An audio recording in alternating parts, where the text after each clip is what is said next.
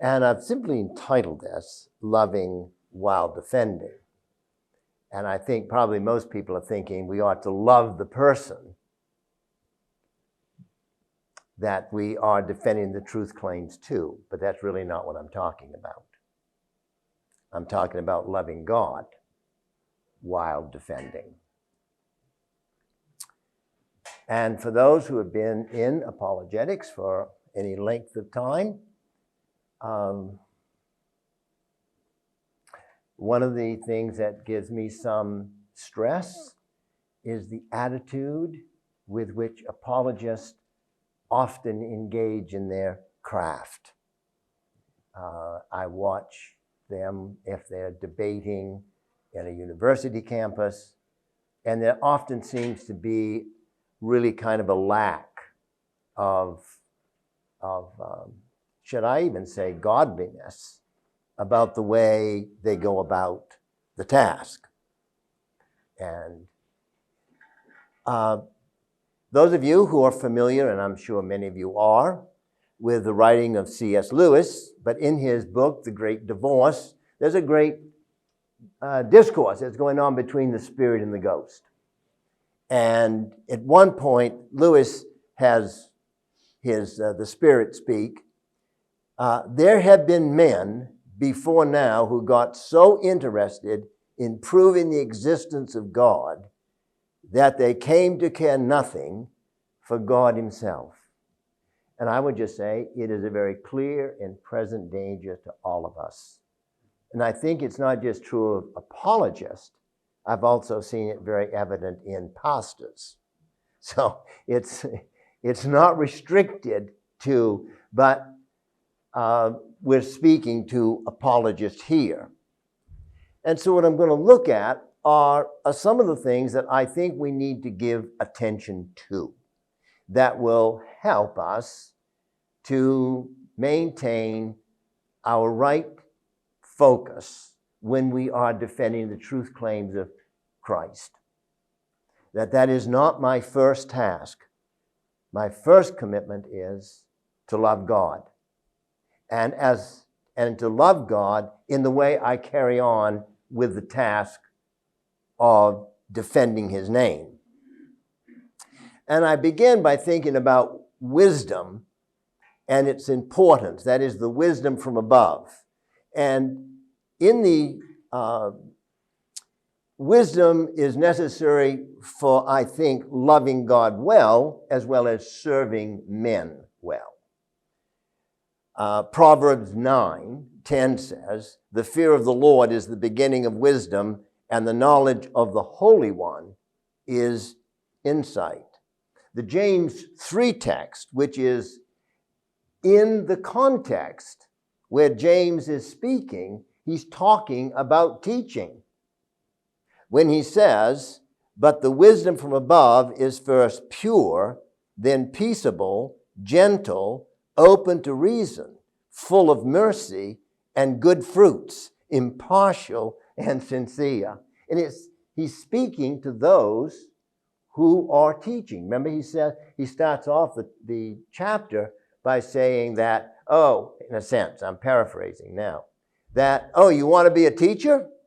Wonderful. But just know this, that there's a greater judgment that goes to the teacher. Why? Well, because we are presenting ourselves as truth tellers. And if we're not clear, either in how we say it or what we are saying, then we are failing our Lord. And this idea of wisdom that we have we need the wisdom in our teaching, and the wisdom from above, he says, it's peaceable, it's gentle, it's open to reason. So as we think about defending the truth claims of Christ, there is this sense that we need to be gentle. I've known some who have not been so gentle. I was debating an atheist on a university campus, and afterwards a young man came up to me and he said, "Why didn't you knock him out? You had him on the ropes." Now that he might have been totally wrong about that. And I said, well, and I hope I wasn't too flippant about it, but I said, I don't think Jesus would do that. We don't trample on people because godly wisdom and the godly individual must be gentle, and then this idea of being open to reason. That is, to be willing to reason with those who may disagree with me, but to reason in a way that is indicative of the reality of Christ in us, the hope of glory, full of mercy as we teach, as we defend the truth claims of Christ. A sense of mercy, I think, and as we've already established, I am old, so I have many years to look back on, and I think of all the times that I didn't have mercy. Sometimes because I thought, I can take this person down in an argument. Well, it's not too difficult these days to take people down because they often don't have much of an argument. And that's no problem. You can do that, but I don't think that's what those of us who are committed to the truth claims of Christ, we're committed to them because of the truth of God. And good fruits, impartial and sincere. That is, even insincere in our arguments. That we treat information properly. I have noticed that Christians often will pick and choose what statistics they want to use in their argument. Well, that's all well and good unless you're in front of 5,000 people and somebody knows other statistics, and there you go. Embarrassment. Colossians tells us to walk in wisdom to whom? Outsiders. Who are they? They are the people to whom we are speaking, making the best use of the time. It's a very interesting concept that we have here, making best use of our time. What do I spend my time doing? Because I've done a number of debates, I don't want to craft this talk around doing formal debates. It just is applicable to anything. Whether you're talking to your neighbor across the fence or you're talking to an academic, let your speech always be seasoned with salt so that you may know how you ought to answer each person. And this is why I have been somewhat resistant to all the methodological apologetic books. Everybody's different. I don't know that I've ever really used exactly the same thing to every individual. I was talking with a lady on a plane, and we were sitting side by side because that was assigned seats. I didn't just scope her out and want to sit beside her. And she said to me, "Oh," she had a book of Ayn Rand. And I said, "Oh, I see you're reading Ayn Rand." Atlas shrugged. And she says to me, "Yes, have you ever read anything by this author?" "Oh, yes," I said, "I've read something." She said, "What?" I said, "I read her Objectivist Epistemology." Oh. And the lady, she looks at me and she says, "What do you do for a living?" Well, I understood where that question came from.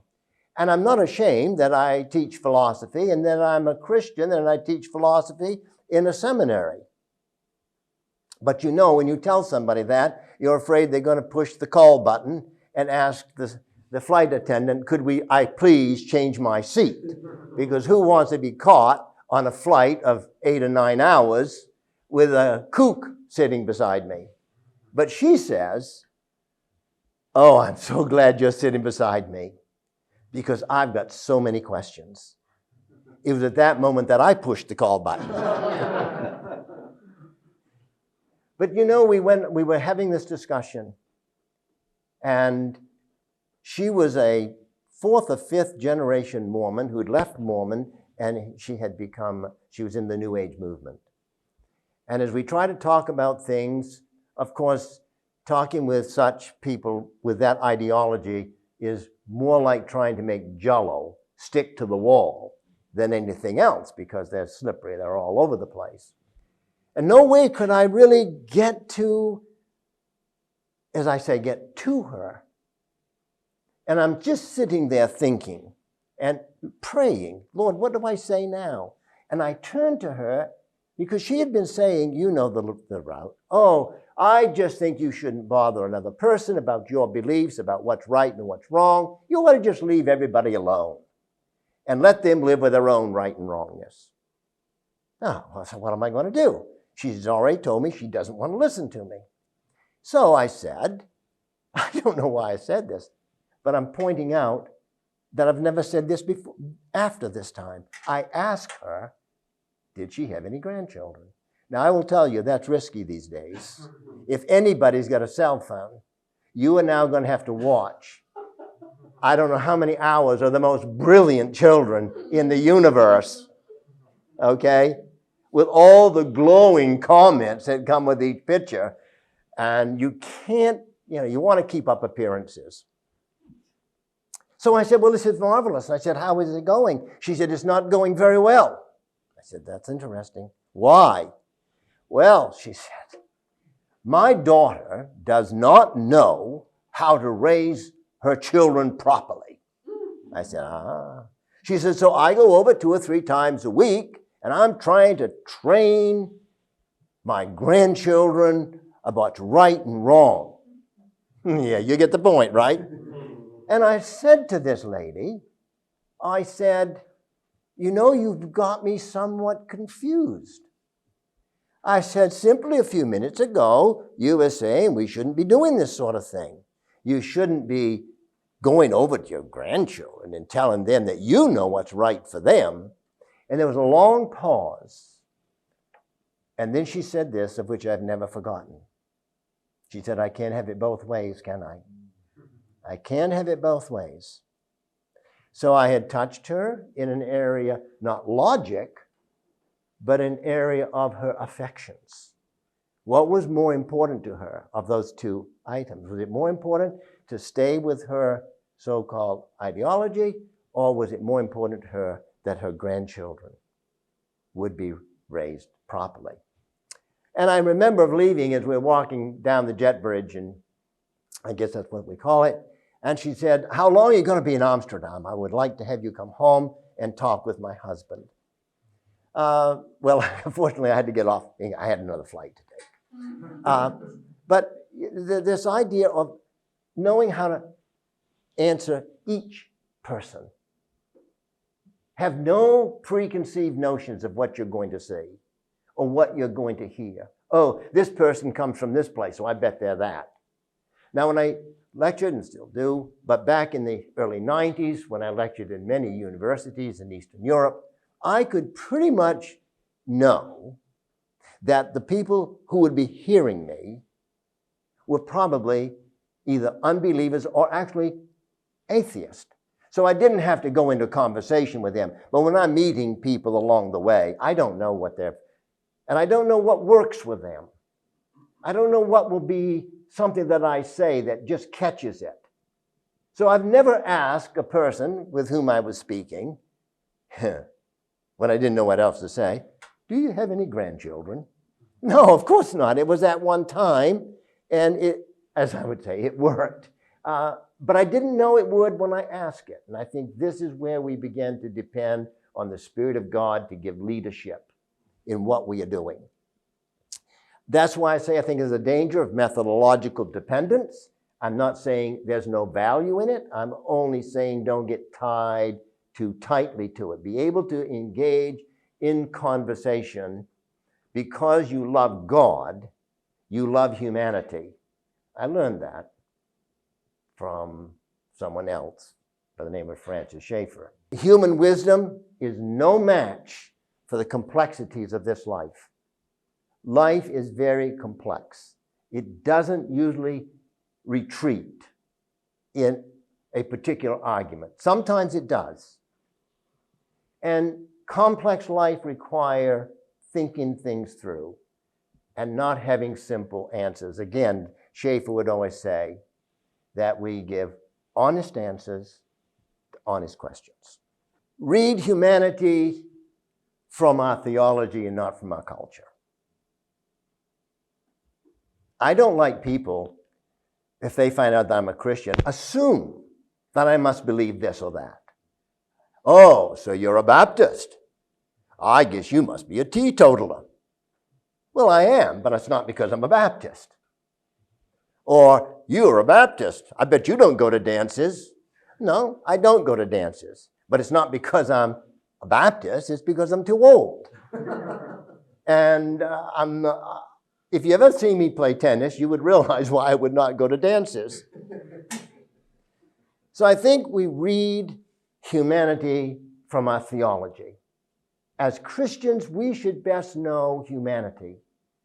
And I think, I don't want to overemphasize Francis Schaeffer, but you'll know he had an impact on my life. He might not want to recognize that if he was standing here today, but his deep love for humanity. And we love humanity not because of what it does, but because of who it is. And it's God's image. And so my loving God is so important when I'm dealing with people, because that's how I am helped in loving God. Wisdom to resist reaching the world on the world's terms. There's a great temptation to that. It just is. The world tells us that this is really successful. I can grow your group from 20 to 500 in 3 weeks. And we think, I bet we could use those same kind of techniques over here. And then how do you know, was it your technique or the Spirit of God working on the hearts of men and women? So I say, we need to resist that. I'm not saying that there's nothing in the world that we can't use. Please understand me. But I see, because I think there's an overuse here, I probably am making an overstatement. But you will know that old men tend to do that. Talk about what the world is not talking about. We always talk about the elephant in the room, or at least talk of it differently. I've been in conversation and over some certain issues in our country, and it's on what is called systemic racism or institutional racism. And I had written something and somebody else put it up publicly, and that was fine with me. I told them they could. But then this great debate came up, and some other Christians got involved and retweeted. Well, then, of course, the secular press picked it up and said to the man who retweeted it, do you believe what Dr. Little said? Because I had said systemic racism is a myth. And it was just a little statement I made in there, right? So this person who's now on the carpet before a particular liberal newspaper, he emails me and he says, well, I'm really in an agreement with you. And I said, okay, so what are you going to say? He said, well, I say, what? No, I don't agree with Dr. Little on this matter of systemic racism being a myth. Because he said it's true. And I said, so what do you mean by that? Oh, he says, I mean that all people are born sinners. I thought to myself, that's dishonest. That is not how our culture is using the term systemic racism.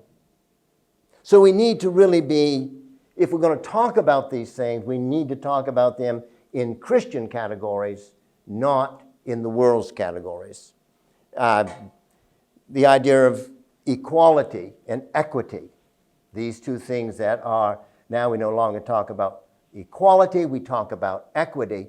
And so I hear Christians say, oh, but it means the same thing. Oh, I see. I wonder why they don't use equality anymore, and they're using equity. They're not the same thing. So as Christians, we present ourselves in a way trying to kind of, nuzzle up to the world, and we want to sound relevant, and we want to sound we really know. But by doing this, what we're really showing is we don't know. The importance of reinforcing right sentiments in the Christian, and that is the sentiments that focus on our relationship with God. That's first and foremost.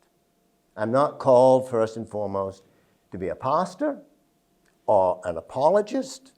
I'm called to love God. I'm called to witness to Him, but I witness of Him because, first of all, I love Him. Now, it is possible to witness verbally about God without loving Him. And some people are confused, I think, and they think because they do this, that is loving God. And I would suggest that's a confusion of effect, cause and effect. The primary concern of Jesus with Peter is, do you love me? Ask it 3 times. If we're going to work for God, we must know what it is to love God. And that's not something, you define it and all the rest of it, and it might be more difficult, of course, but I think we know what, in general terms, it means to love God. So I say that doing is not necessarily loving. Obedience over sacrifice. You remember that's what is told in 1 Samuel chapter 15, verse 22. I'm doing something, so I must love God. I know a lot of people who are doing things that don't know much about the love of God. But it's not that they're not doing good things, it's that they're confused that doing good things is the same as loving God. The sentiments are like beliefs. They need to be closely audited, as they are easily disordered in our world that is so disordered. What do I do in order to keep my sentiments? When I mean sentiments, I mean the things that I think are most important. That's what we mean by a sentiment. And because they are most important, those are the things that I love, all right? It's so easy, particularly in ministry of some kind, any kind, it's so easy for our sentiments to get disordered. As if we were to read the whole section of Lewis in the divorce, Great Divorce, he will say that when people, they're so involved in God, they stop loving God. He will say, and eventually all they're concerned about is their own personality and their own prominence within. Don't say, is that a temptation to any of us? I'm talking to you, not me. It's never been a temptation to me. Right. I'm reading the Chronicles. No, I'm reading The Lord of the Rings right now with my granddaughter, who is 24. I've been speaking to my granddaughter by phone ever since she was 4 years old, and I've done it on a weekly basis whenever I'm in the country. And she says, Babu, that's what she calls me. She thought I was a baboon, but when she was real young, she couldn't get out baboon, so Babu was a good alternative. And so we've been talking, if anything you know about the last one, that hideous strength, and how Mark so desperately wants to be on the inside. You tell me that we haven't struggled with the same thing? Wanted to be on the inside, want to be admired, respected, so to speak. So I say we need to do things that keep our sentiments. And I would say, if you look at Pilgrim's Progress by Bunyan, he has a line in there about keeping wake, and that Christians in fellowship, is a great way. I've really murdered it but it's a general thought that Christians in fellowship keep us awake. And I'm saying, always try to be in fellowship, try to be in community, even if it's only one other person who is willing to help us keep our sentiments ordered properly. The pressure of our disorder. Sentiments or affections reflect the things we love and what we think is important. Nothing moves, I think, nothing moves us away from our first love quicker than success. And I think we have many examples, unfortunately, of that. Right now, there's a great hullabaloo. I haven't read it all because I'm here and within the Southern Baptist Convention in the States. It is so disheartening. It's so disheartening. And it involves people that I know. I mean, we're not the only ones who've gone through that, right? But what happens? Some pastor goes in and he has a small group of people and God blesses, and all of a sudden he's now got 2,000 people and everybody wants to have him the speaker in their church to tell how they do it. Gosh, do we understand how easy it is for us to be moved away from our first love simply by our success? We start loving the telling rather than the one of whom we are telling.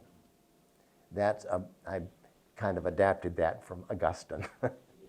Augustine says, you remember when he's talking about music, he said, when I sing and find that I am enjoying the singing more than the one I'm singing about, Augustine said, I have sinned. That's pretty strong words. That's Augustine's word, okay? Preacher, brother. That's it. But isn't that a danger? I love to hear my own voice. Well, I'm not speaking necessarily. I'm just speaking in general. I don't have that great a voice, but it is true, isn't it? And so nothing moves us away. And so this upsets, this disorders our sentiments, our affections, and the center has to be God. The attraction of the world is more powerful than most of us realize. You think you can walk through it unscathed. Oh no. If we think that, we really don't understand the true nature of our world. We are in a sense, we are at war. I mean that carefully, but the world is not looking to cheer us along on the Christian way. They, in fact, would do what they possibly can. Controversy can corrupt proper sentiments. Schaeffer says that beware of habits learned in controversy. And that is so true. He had learned it the hard way, and that's what led him to make a major decision in 1955. These are all things that can disorder us. And I'm saying, loving God while we are defending. And if we're really successful in defending, what is always before us is the challenge or the danger is that all of a sudden we become more ordered, as it were, by our own personalities, our own success. The importance of understanding the nature of the battle. I know that this may sound somewhat overly spiritual, but I think we've lost the sense of the nature of the battle. When you and I are defending the truth claims of Christ, the battle is real. There's a cosmic battle going on. And it is over the issue of truth. So Ephesians, right? Chapter 6 tells us about this battle. Jesus engaged in the battle, not that we're Jesus. So we just need to be aware of the spiritual world. Ephesians chapter 6, we don't wrestle against flesh and blood. Do we really believe that? Do we really believe that we are in our own strength, in our education? I have 2 PhDs. I can do it. I'd rather do it myself. There used to be an advertisement that advertised something like that. And sometimes we just think, I can rest on that. God help us that we do not seek the face of God, to look at whatever I do as a way of loving my God and trusting what he has provided in his Spirit. Light and darkness are just simply hostile contraries. Human tools by themselves do not work well against the enemy.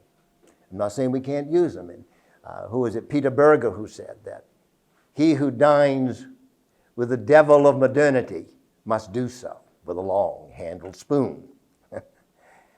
So we must realize that tools themselves do not work well, and you realize that often when you and I pick up a tool, we don't just get a tool.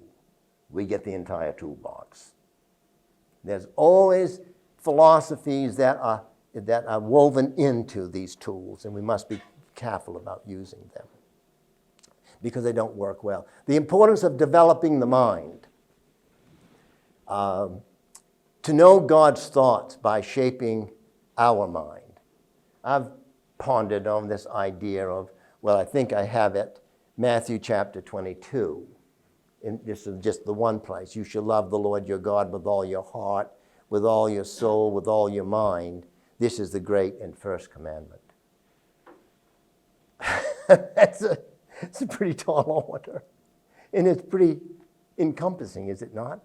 Just to love my God. Will it cost me at points? Yes. Those of you who are familiar with the Solzhenitsyn's little essay he wrote just before he was expelled from Moscow, deported to Germany and then to the United States, he wrote this little essay to the intellectuals of Moscow. It was titled, "Live Not by Lies." And we can't love God with a mind that's not been transformed by the Word of God and by the Spirit of God.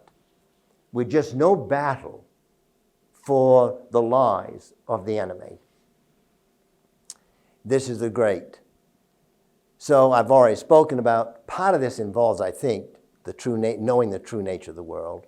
I think critical thinking is essential to understanding the world. You know, I beseech you, therefore, brethren, by the mercies of God, that you present yourselves a living sacrifice, holy and acceptable unto God, which is your reasonable service, and be ye transformed, and be not conformed to this world, be ye transformed by the renewing of your mind. That's just a process that keeps going on. And sometimes we lose ground on it. That's all there is. If the mind isn't being always challenged, and we're not thinking about these things, it slips.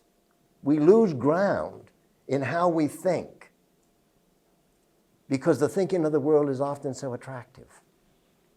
Critical thinking, I believe, I was going to say critical thinking, I think. Critical thinking, I believe, is a lost art in Christianity.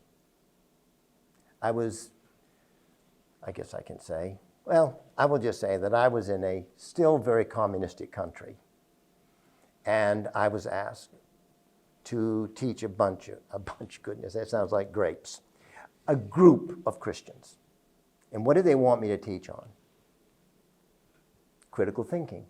And as I was teaching this, they kept saying, we have never heard anything like this. Now, they weren't saying I was so eloquent. They're just simply saying they had not heard about critical thinking.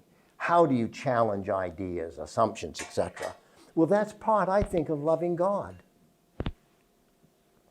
We are not to love the world, nor the things of the world, or the thinking of the world. Is John right on that? 1 John 2:15. Love not the world, neither the things that are in the world. Is John right about that, or is he not?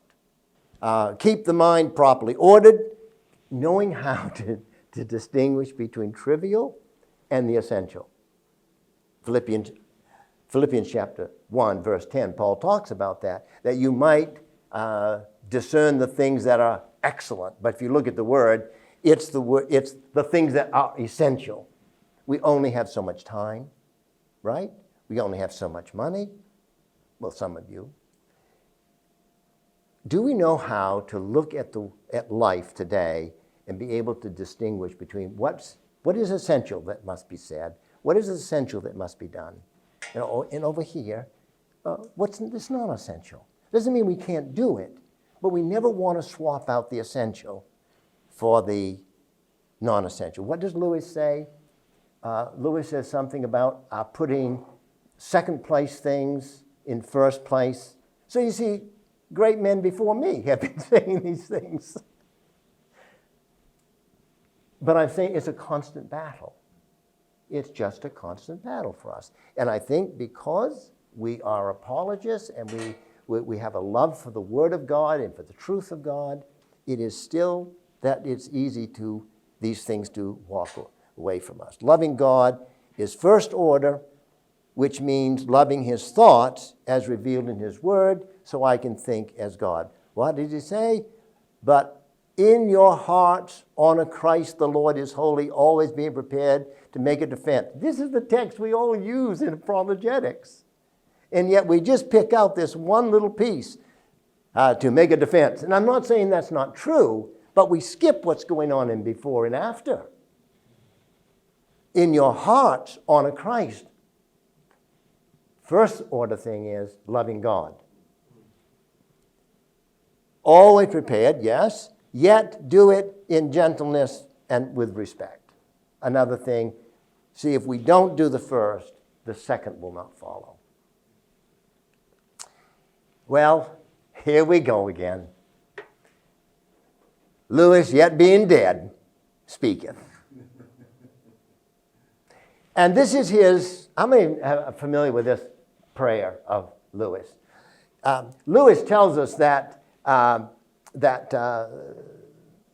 from this poem that he wrote, he realized that as a spokesperson and a defender, he said, of the Christian faith, that how easy it was for us to be absorbed, become self-absorbed.